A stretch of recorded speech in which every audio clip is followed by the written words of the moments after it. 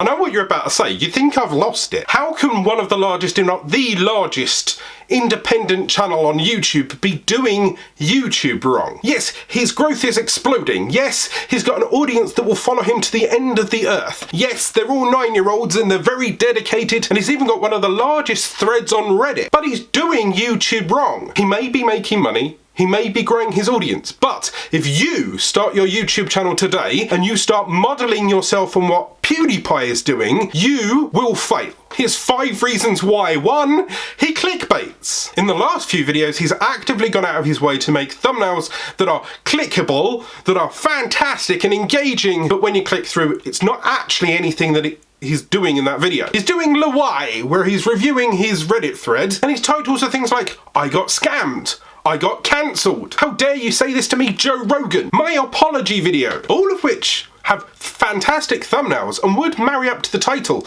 but don't marry up to the content inside. This is clickbait, and this, for any other creator, could ruin their bounce rate, could ruin their content. 2, terrible banner. I consult for clients on a regular basis, whether it's for vidIQ or whether it's my own independent freelance work. And I always hammer on over and over and over again, look at your channel branding. Your channel banner should tell me who you are, what you do, and why you. What specifically gives you the reason to ask for me to watch you? Is it that you're new and you should learn together? Is it that you're an expert and you can teach it to me? Are you fun? Are you a gamer? Are you ninja? Are you Mr. Beast and do big things? Once you've established who you are, what you do, how often you do it, and your unique selling point that gives me the need to subscribe to you rather than any other person in your niche, there has to be some kind of call to action. PewDiePie has pretty much none of those. He switches out his banner on a regular basis, and it's normally ugly. After 12, 13 years of web development knowledge, my brain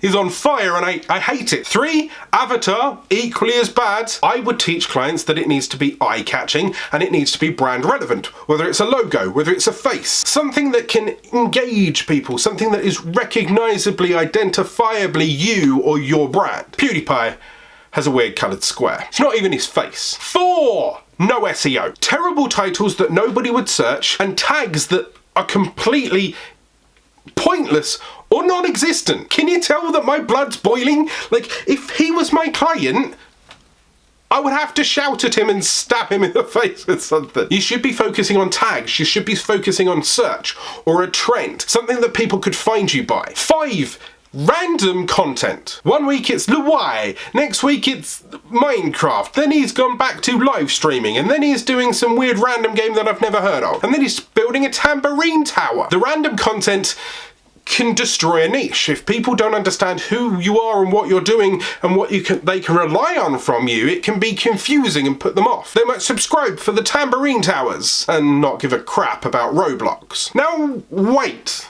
I know what you're saying. Yeah, but he's still got 106 million subscribers right now, Alan. You're wrong. This is where I go back to the start of my video. PewDiePie is doing everything wrong if he was starting today. The reason why he gets away with clickbait into Lawai and bad banners that are horrible and makes my head explode, avatars that don't represent the brand, completely lacking search engine optimization in any way, shape or form, with a bad description and terrible or non-existent tags, and random content that confuses people. The reason why he gets away with it is because he's earned the right to do so. PewDiePie has been on this platform for a very long time. Over that time he has built his audience, and his audience then expects randomness from him, expects weird banners, expects weird titles. PewDiePie is one of the, if not the most successful YouTuber on this platform. We'll just ignore T-Series. They're not an individual, they're a company.